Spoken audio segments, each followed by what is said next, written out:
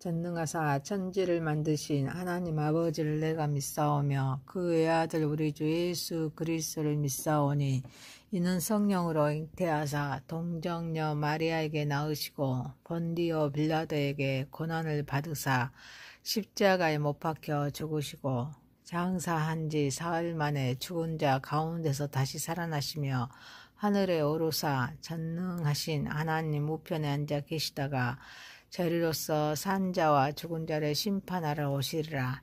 성령을 믿사오며 거룩한 공회와 성도가 서로 교통하는 것과 죄를 사하여 주시는 것과 몸이 다시 사는 것과 영원히 사는 것을 믿사옵나이다. 아멘. 찬송가 552장입니다. 아침 해가 돋을 때 만물 신성하여라. 나도 세상 지낼 때 햇빛 되게 하소서. 주여 나를 도우사 세월호 송 안고서 어두운 세상 지낼 때 햇빛 되게 하소서. 새로운 광음을 보람있게 보내고 주의 일을 행할 때 햇빛 되게 하소서. 주여 나를 도우사 세월호 송 안고서 어두운 세상 지낼 때 햇빛 되게 하소서. 한번 가면 안 오는 빠른 광음 지날 때 귀한 시간 바쳐서 햇빛 되게 하소서. 주여 나를 도우사 세월호 송 안고서 어두운 세상 지낼 때 햇빛 되게 하소서. 밤낮 주를 위하여 몸과 마음을 드리고 주의 사랑 나타내 햇빛 되게 하소서. 주여 나를 도우사 세월호 송 안고서 어두운 세상 지낼 때 햇빛 되게 하소서. 아멘. 하나님 말씀은 누가복음입니다. 누가복음 2장 1절에서 20절입니다. 그때 가이사 아구스도가 영을 내려 천하로 다 호적하라 하였으니 이 호적은 구레네오가 수리아 총독이 되었을 때 처음 한 것이라. 모든 사람이 호적하러 각각 고향으로 돌아가매 요셉도 다윗의 집 족속이므로 갈릴리 나사렛 동네에서 유대를 향하여 베들레헴이라 하는 다윗의 동네로 그 약혼한 마리아와 함께 호적하러 올라가니 마리아가 이미 잉태하였더라. 거기 있을 그때 해산할 날이 차서 첫 아들을 낳아 강보로 싸서 구유에 누웠으니 이는 요관에 있을 곳이 없음이라라. 그 지역의 목자들이 밤에 밖에서 자기 양떼를 지키더니 주의 사자가 곁에 서고 주의 영광에 그들을 두루 비추매 크게 무서워하는지라. 천사가 이르되 무서워하지 말라. 보라 내가 온 백성에게 미칠 큰 기쁨의 좋은 소식을 너에게 전하노라. 오늘 다윗의 동네에 너희를 위하여 구주가 나셨으니 곧 그리스도 주시니라. 너희가 가서 강보에 쌓여 구유에 누워있는 아기를 보리니 이것이 너희에게 표적이니라 하더니 호련히 수많은 천군이 그 천사들과 함께 나타나심 하나님을 찬송하여 이르되 지극히 높은 곳에서는 하나님께 영광이요 땅에서는 하나님이 기뻐하시는 사람들 중에 평화로라 하니라. 천사들이 떠나 하늘로 올라가니 목자가 서로 말하되 이제 베들레헴으로 가서 주께서 우리에게 알리신 바 이 이루어진 일을 보자 하고 빨리 가서 마리아와 요셉과 구유에 누인 아기를 찾아서 보고 천사가 자기들에게 이 아기에 대하여 말한 것을 전하니 듣는 자가 다 목자들이 그들에게 말한 것들을 놀랍게 여기되 마리아는 이 모든 말을 마음에 새기어 생각하니라. 목자들이 자기들에게 이르던 바와 같이 듣고 본 그 모든 것을 인하여 하나님께 영광을 돌리고 찬송하며 돌아가니라. 아멘.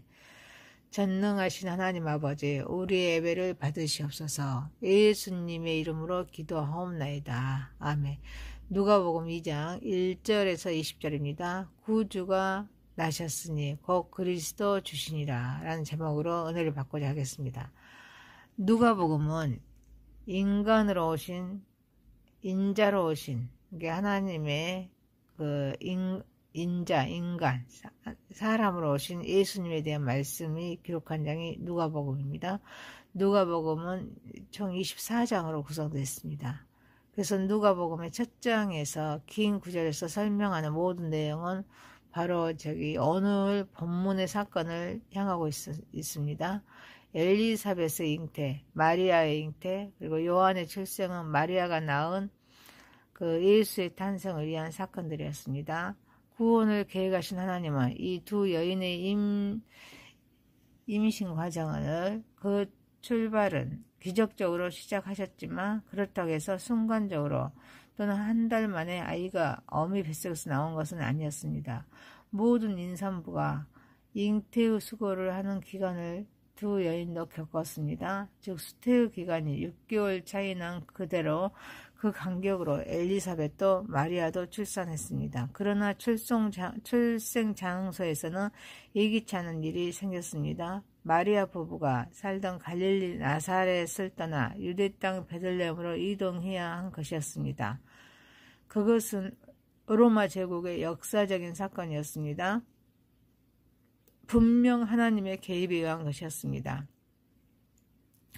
나사렛에 살고 있는 평범한 이 부부가 다윗의 자손임을 확증하는 기회가 된 것입니다. 가브리엘 천사가 이미 마리아에게 그가 낳을 아이를 가리켜서 하나님께서 그 조상 다윗의 왕위를 그에게 주시니라라고 하였습니다.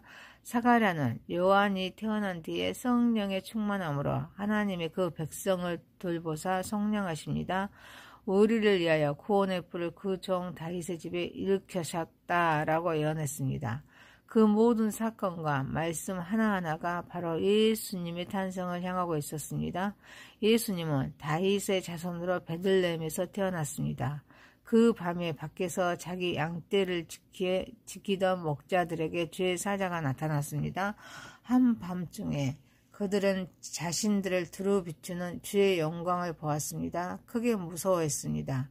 칠흑같이 어두워서 무서운 것이 아니라 하나님의 영광이 광명한 빛으로 비추어 무서웠던 것입니다. 갑작스런 신기한 현상으로 놀랐다기보다는 성경은 하나님의 말씀입니다. 구약 성경과 신약 성경으로 이루어졌습니다. 구약 성경은 39권, 신약 성경은 27권, 총 66권으로 이루어졌습니다. 하나님의 말씀인 성경에서 드물게 언급되는 그런 하나님의 영광에 대면한 인물들의 동일한 반응이었다고 할 것입니다. 신적인 영광 앞에서도 누구도 두려워하지 않을 수가 없습니다. 오히려 어두움 가운데서는 자신이 누구인지 드러나지 않습니다. 들킬 염려가 없습니다. 그러나 예수님의 비단에서는 모든 것이 드러납니다. 그것은 얼마나 두려운 일입니까?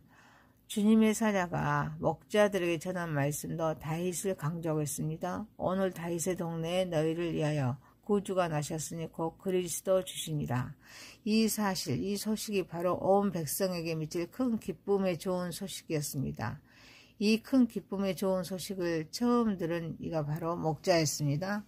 호적의 때 다윗의 동네에 태어난 일지 부부의 아이, 그들은 다윗의 자손이었기 때문에 이곳에 호적하러 왔습니다.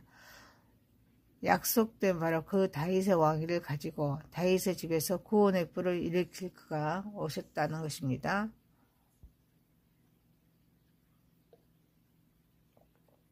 그런데 우리 주의 사자는 이 놀라운 소식을 전하면서 그 표적도 알려주었습니다. 그것은 약속된 구세주가 태어났다는 표적, 즉 그 증거를 말하고 있습니다. 주의 사자는 어떤 증거를 목자들에게 보이는가, 남기는가? 너희가 가서 강보에 쌓여 구유에 뉘어있는 아기를 버리니 이것이 너희에게 표적이니라. 평범한 한 남자아이의 출산이라며 그것으로 다윗의 왕위를 가지고 오실 구세주라는 증거라고 할 수는 없을 것입니다. 표적으로 말하면은 왕복을 입고 머리에 금태를 두른 왕자의 모습으로 아마도 금으로 번쩍이는 고대 광실의 왕자 전용의 산실에서는 태어나는, 심지어는 응애하고 우는 아이가 아니라 태어나자마자 뒷짐을 지고 성큼 걸으며 호령하는 영웅이야 표적이요 증거가 되지 않겠습니까? 그러나 우리 주님의 사자가 표적으로 말한 것은 강보에 쌓여 구유에 누워있는 아기, 틀림없이 기저귀를 차고 있는 갓난아기일 것입니다. 구유라니, 말 밥통이라니, 마구간인 것입니다. 이 희한한 기대에 한참 못 미치는 상황은 평범성을 벗어났다는 점에서 하나의 표적과 증거는 될 수 있을 것 같습니다. 그러나 이 밤으로부터 30여 년 전 지나서 알게 되었지만 이 아이가 하나님께서 모든 죄인을 속량하시기 위해서 구원을 완성하시기 위해서 보내시는 약속의 구세주라는 증거는 사실 그가 예수님이 겪을 마지막 일을 미리 보여주는 표적이요 증거일 것입니다. 그것을 누가 알겠습니까? 구원을 계획하시는 하나님은 이미 연한 순 같고 마른 땅에서 나온 뿌리 같아서 고운 모양도 없고 풍채도 없은지 우리가 보기에 흠모할 만한 아름다운 것도 없는 그 고난의 종을 미리 알려주셨습니다. 이게 이사야서 53장 고난장이죠. 53장 2절에서 말씀하고 있습니다. 그러나 목자들은 앞뒤를 따질 것이 없이 주의 사자의 말에 그대로 순종합니다. 이들은 처음에 무서워했습니다. 그리하여 천사들이 떠나 하늘로 올라가니 얼른 도망간 것이 아니라 이제 베들레헴으로 가서 주님께서 우리에게 알리신 바 이 이루어진 일을 보자라고 서로 말했습니다. 이들은 주의 말에 순종하여서 그 마국간 구유를 찾아갔습니다. 그리고 이들은 더 나아가서 더 큰 일을 했습니다. 주의 사자는 이 큰 기쁨의 좋은 소식을 너에게 전하노라 라고 했습니다.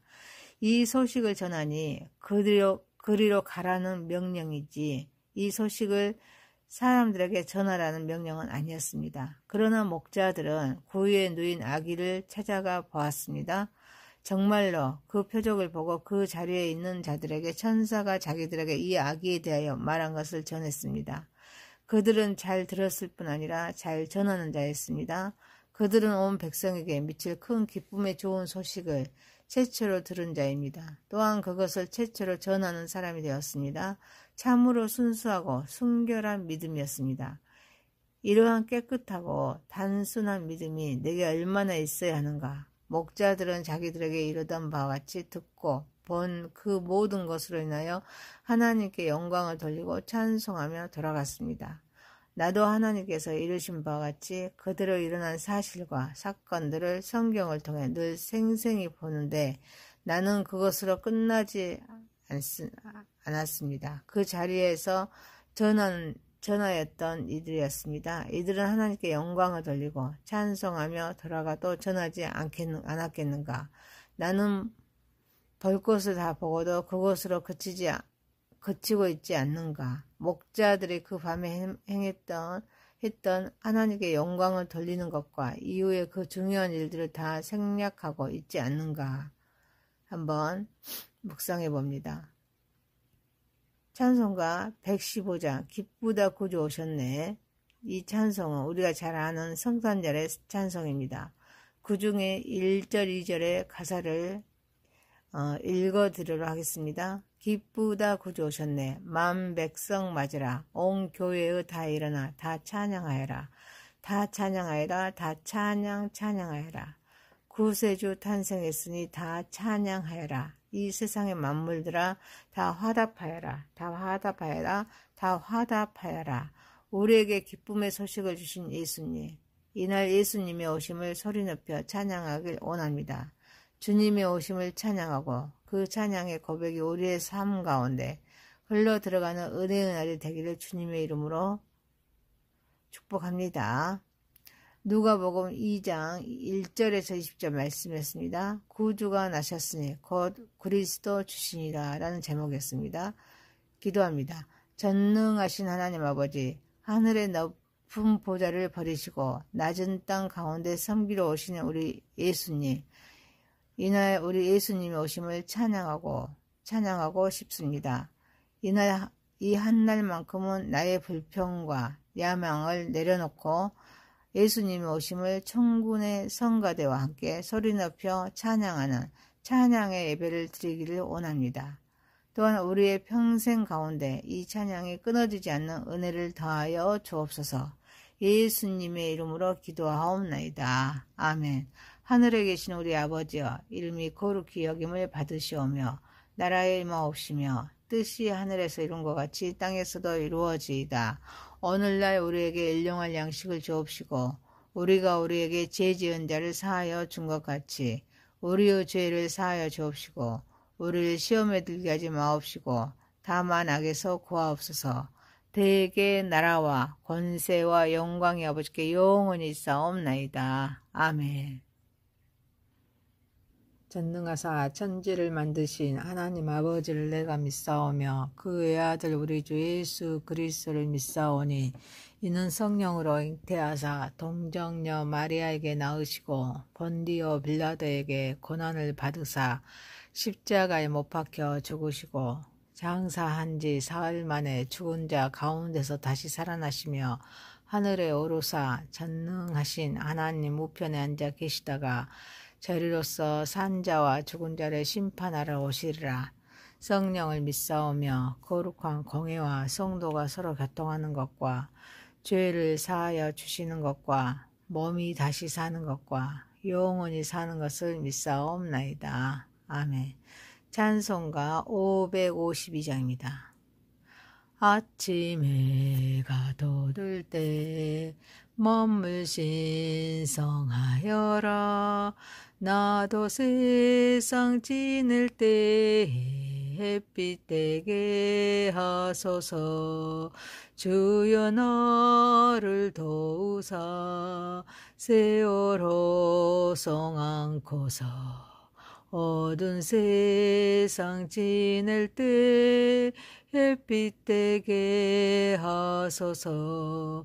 새로운 광음을 보람 있게 보내고 주의 일을 행할 때 햇빛 되게 하소서. 주여 나를 도우사 세월호 송 안고서 어두운 세상 지낼 때 햇빛 되게